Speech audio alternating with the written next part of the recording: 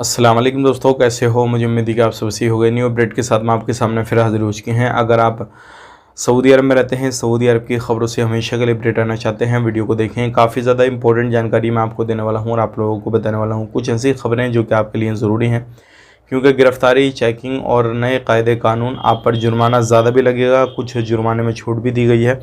तो उसके हवाले से हम बात करेंगे। फ़्लाइट वगैरह और भी जो है कुछ ड्रग्स वगैरह का मामला था, उसमें लोग पकड़े गए हैं, उसके हवाले से हम बात करेंगे। और अभी जो है कुछ इंपॉर्टेंट जानकारी है, अगर आप किसी भी तरीके से कहीं पे भी काम कर रहे हैं तो सैलरी के हवाले से काफ़ी अच्छी खबर आ रही है।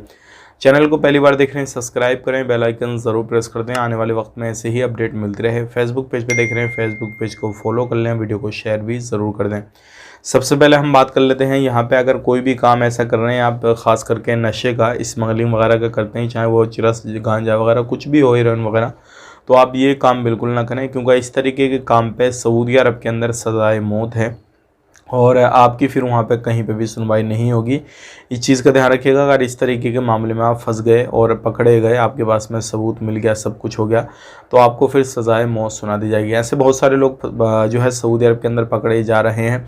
तो आपने इन चीज़ों से दूरी बना के रखनी है और इस तरीके से कोई भी कामकाज नहीं करना है जिससे आपको परेशानी आए और आपकी जान को ख़तरा होए। बात कर लेते हैं यहाँ पे अगली खबर की तरफ। जो अगली खबर आ रही है निकल के, ये काफ़ी ज़्यादा इम्पोर्टेंट है और सऊदी जो थे इस चीज़ को चाह भी रहे थे कि ये चीज़ हो जाए, तो हालांकि ये रिपोर्ट आई है इस साल जो है लगभग अगर लोग जो घर पे पैसा वगैरह भेजते हैं 18% गिरावट नज़र आई है।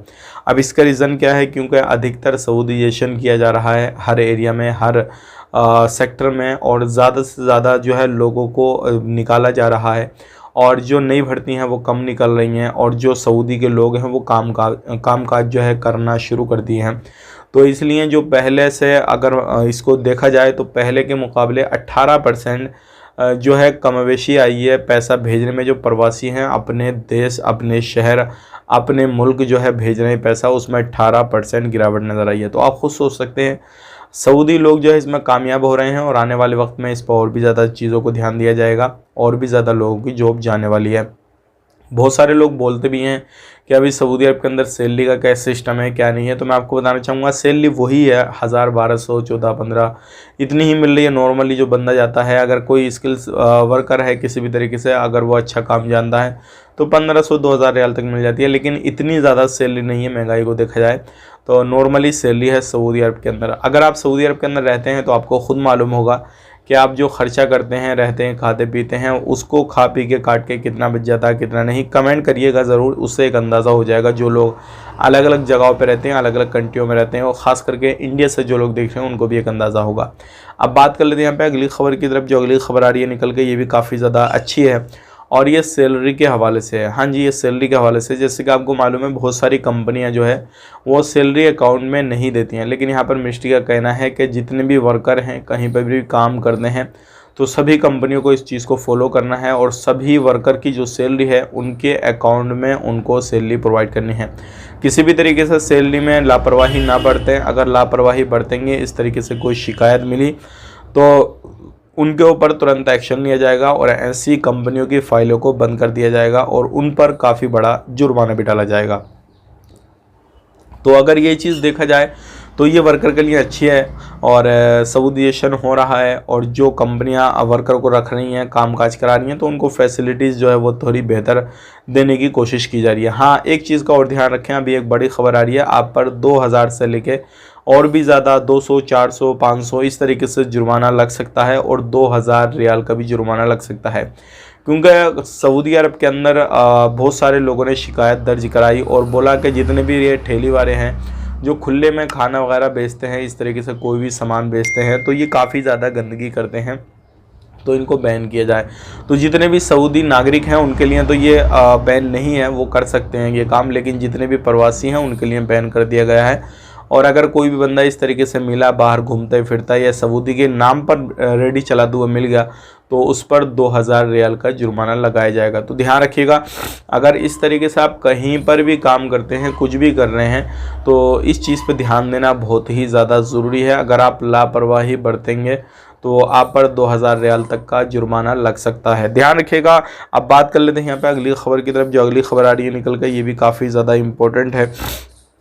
और मैं आपको बताना चाहूँगा, अगर आप किसी भी तरीके से सऊदी अरब के अंदर रहते हैं तो कुछ चीज़ों का ध्यान देना बहुत ही ज़्यादा ज़रूरी है, क्योंकि सऊदी के अंदर भी अब वही माहौल हो गया जो अदर कंट्रियों में, ख़ास करके इंग्लिश कंट्रियों में है, यूरोप कंट्रियों में है, क्योंकि अय्याशीबाजी, डांस, गाना, ये सारा कुछ जो है चल रहा है। क्योंकि अभी सोशल मीडिया पे इस तरीके की बहुत सारी वीडियो वायरल हो रही हैं, जो क्या डॉक्टर वगैरह नाच रहे हैं और अपने नर्स वगैरह भी जो है नाच रही हैं, सारी चीज़ें हो रही हैं। तो इस चीज़ को लेकर काफ़ी ज़्यादा लोगों ने ट्वीट वगैरह भी किया। अपनी अपनी राय बताइए, अगर आपका इसमें जो भी राय है, जो भी मशवरा है, आप अपनी राय क्या देना चाहेंगे इसके बारे में कमेंट करके ज़रूर बताइएगा। फेसबुक पेज पे देख रहे हैं तो भी कमेंट करके ज़रूर बताइएगा।